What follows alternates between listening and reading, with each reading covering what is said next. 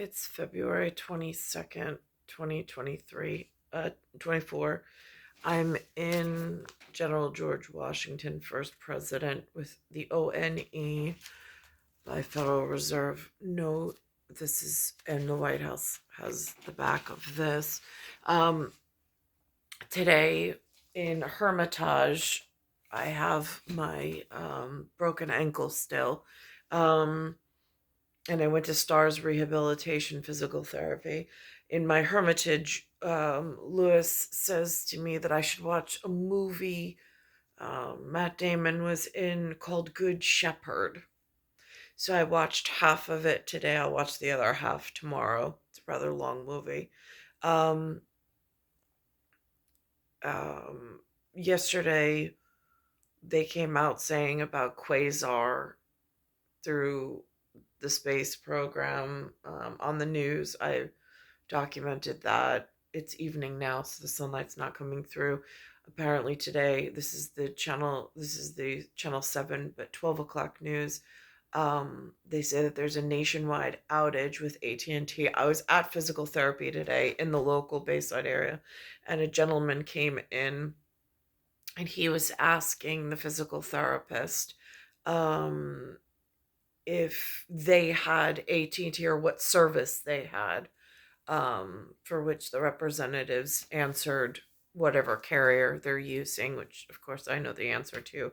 Um, but I didn't understand why he didn't go into detail. And then when I came home, I saw they said that the service switched to something called SOS. I don't know what that's about. But I'm in this flag area, and this is what it looked like today.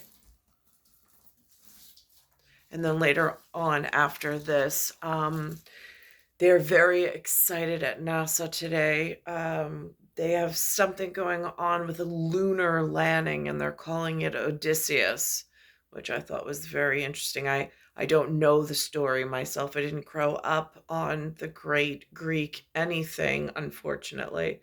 Um, but both it was Greek and Roman, and then there's like a tripod with the Latin version that switches a few letters around, but whatever, and the whatever.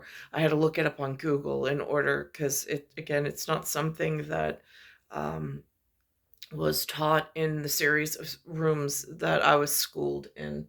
But I know it has significance, of course, with the whatever and the whatever of going on.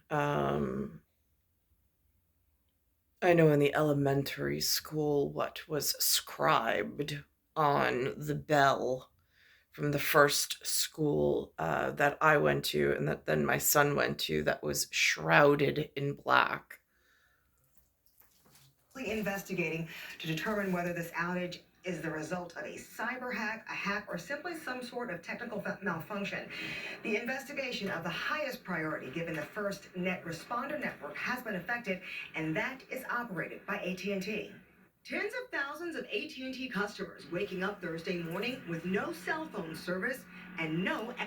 Now, it says this is global, but my whole thing is there's only one bill, and they go into it. It also made World News Tonight with David Muir. One told more like, anyhow, the story is the same though. But again, this goes back, and they were saying that people needed landlines, and some people didn't even have landlines any longer. But again, this goes back to security of local security, regional security, long distance security, and then those international callers, which cuts down on other security concerns of the whatever and the whatever. I don't know why they ever allowed the system to go off from that billing of partitions and then local secure channels. I don't know how the local NYPD handles it right now, or FBI or whomever handles. Well, it would be FCC, so it would be the Federal Communications Commission. Um, but on billing to the residents, even the landline is not itemized any longer. Like when my grandfather's day and in my father's day, it was, and then somewhere in my father and my life frame, it changed. The billing changed, and I don't know why. Explanation why. And it used to be Bell Atlantic here, and then it changed to other carriers. FBI, their cyber people are monitoring this, but they don't know that there's anything nefarious going on. The service started to go out around 3:30 a.m. Eastern Time. By 9:30, more than 70,000 customers had no bars on their phones. AT&T releasing a statement saying some of our customers are experiencing wireless service interruptions this morning.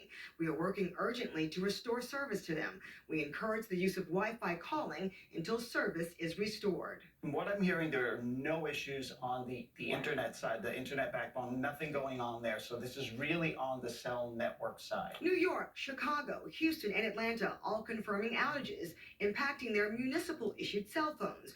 But 911 service in Virginia and Ohio has been affected, as well as fire departments in San Francisco and Charlotte. But the disruption in service, a result of callers who could not get through. The 911 call centers operational the whole time.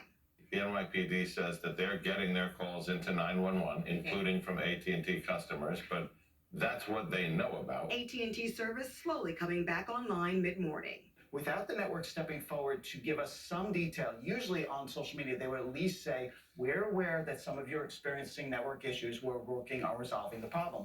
This indicates the fact that they haven't over many hours, that they don't necessarily know what the problem is. Now, Charlene and Pedro, we're just getting another update that the FirstNet network has been restored, just that in the last minute or so. But I also need to advise that also complicating the 911 service is the fact that hundreds of people are just calling 911 to test to see if their phone is working.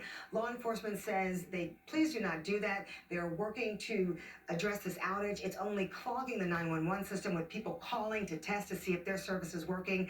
Again, this is being addressed as we speak. Now, this was at noon. David Muir is also doing a nationwide story later in the day. Tia Frio yesterday wanted to switch on an unrelated issue, insurance carriers for the car. It's Tia Frio 1975. So he needed my assistance and he wanted to do it online. And I said, no. I said, I want you to get a live agent on the phone. I mean, it used to be that we would have to go into the office and meet with the insurance agent and take out a policy. Or you had to call and you had that live personal relationship in the local area.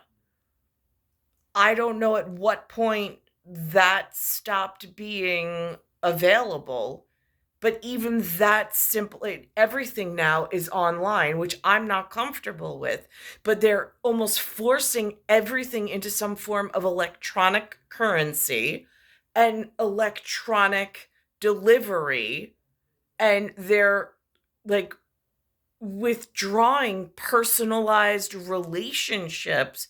I mean, again, this goes back to security issues, my social security, my birth date, like that kind of stuff, and having a live representative. So if something goes wrong, you have somebody, that customer service, that you can interact with, and they're just taking all of the personalized services out of the equation. And I don't know why. I don't know what this driving force is. I don't know how they're getting away with it. I don't know who's involved in it, but it's very concerning. I'm going to pause this for a second and go over to this lunar landing. So they have up here, it's the NASA symbol, and then it's whatever room I guess they use. I don't really know. It's being televised with the remote on the Verizon box. So So this is David Muir with the AT&T story, just for a second perspective. Tens of thousands of AT&T customers, their phones were not working. Other carriers affected by this too. Tonight, sources just telling ABC News they now believe it was an AT&T software update that brought the phones down. The outage is rippling across the country. You can see the map there showing the most affected cities, including Los Angeles, Houston, Chicago, and Miami. AT&T tonight saying service has been restored, but for many hours, some users were told if you have an emergency, call on a landline. But what about the many Americans who no longer have a landline? And authorities are now asking tonight, was this sort of a wake-up call? What if the threat had been worse? Rebecca Jarvis leading us off tonight. Tonight, multiple federal aid. Here's my comment on that is, if you're here with just a cell phone and no landline, how long is the residency? Like, are they full time? And now that cell phones are so prevalent, it's just, again, that comes in with that alternate technology, which I'm also concerned about for other whatevers and whatever. It just seems like this technology ball, it just feels like it could be so dangerous in the wrong hands, and that it has this rapid multiplier of effect that just has these cascading possibilities of potential for destroying all sorts of things. And the purpose of having a landline was having permanency, like having a home, having technology in the home, using it responsibly. Now I just feel like with the explosion of the cell phone, it could give rise to just so much like gypsy almost like behavior. And that's frightening. I'm going to pause this and then go back to the lunar landing. And so with this NASA thing, it also has the label of Columbia on it. Becca, thank you. Meantime, the first U.S. attempt at landing on the moon in more than 50 years, just moments ago. Of course, the question right now, did they pull this off? Let's get right to ABC's Gio Benitez with us live tonight. Gio, I know the descent began shortly after 6 p.m. Eastern, just before we came on the air tonight. It was supposed to land 6:24, but we're in that sort of blackout period where we're just waiting to find out if it landed. Yeah, that's right, David. Right now, we just don't know if Odysseus has officially made that lunar landing. But we do know that they lost communications for some time. And right now, at this hour, they are working to regain those communications and get in touch with this little spacecraft. There's a lot of hope riding on this right now because this little spacecraft has a big mission. It's a mission with major implications. The first American spacecraft to land on the moon in more than 50 years. Separation confirmed. The lunar lander Odysseus, nicknamed Odie, built by Houston-based Intuitive Machines, blasting off a week ago on a SpaceX Falcon 9 rocket, traveling 250,000 miles to the moon. And not only does it say it uses Odysseus, it uses Columbia. But it also uses Intuitive as a label. Again, just the labels are what at Landmark is important for my purpose. Moon. Odie carrying instruments that will gather information about the lunar surface ahead of NASA's Artemis mission to the moon in 2026 with humans on board. Americans first landed on the moon on Apollo 11 in 1969. We will be here from now on for what will be truly a historic time. One small step for man,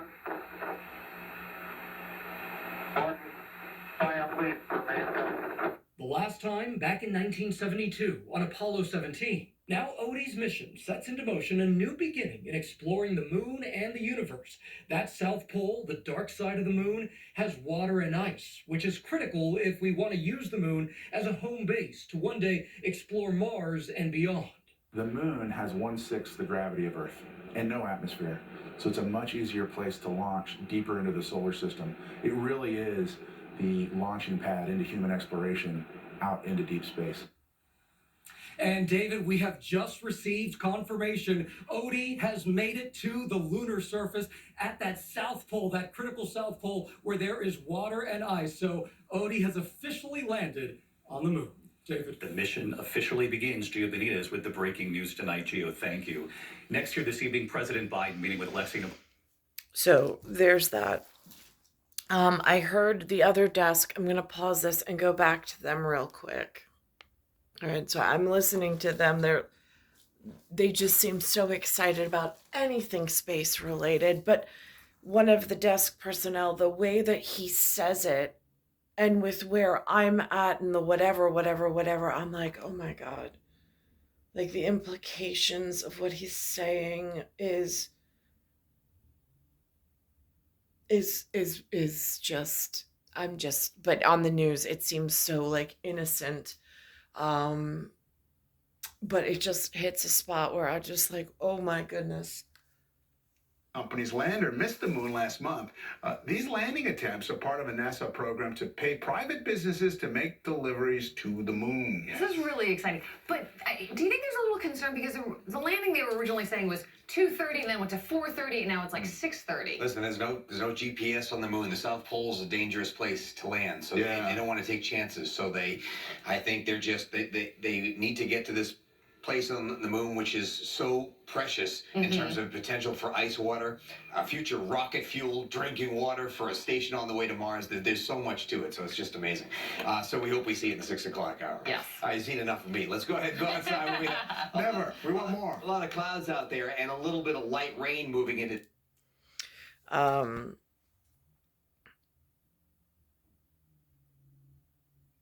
So there's that, and then I realized there's this character, and where on the most recent episode of Star Trek Voyager, and I realized how he looks very much like, and again, this has happened to me a lot of times, like Harry Potter with Crumb, and with and now with Tuvok in the field at like Stars Rehabilitation. I'm just like, it's amazing just how you come, like just going through the Matrix, and all of a sudden it's like these characters come alive out of the whatever in the whatever in Quantum String and directorialship. So I mentioned it at the dinner table this evening to whoever was here. It's star 1978, star 8378, Nicole, Cattaruzza. It's Earth, solar system, Milky Way, universe, galaxy is broken.